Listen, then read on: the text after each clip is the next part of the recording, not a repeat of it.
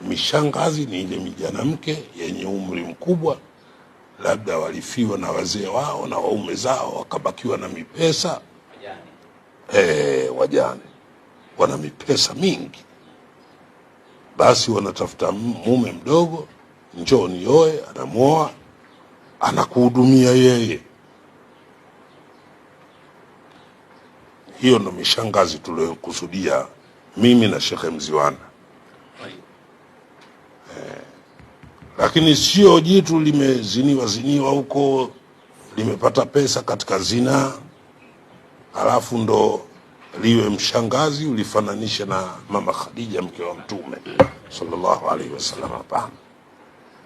Au mfananishe Nabii Zulekha yule alokuwa akitaka kumbaka Nabiiullah Yusuf. Yule Zulekha baadaye alikuwa mke wa Nabii Yusufu, na yeye ni mwanamke mtukufu vile vile.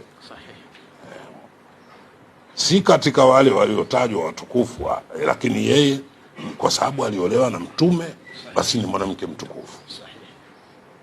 Kwa hiyo huwezi kumfananisha yule Bi Zulekha na wazinifu hawa wa sasa,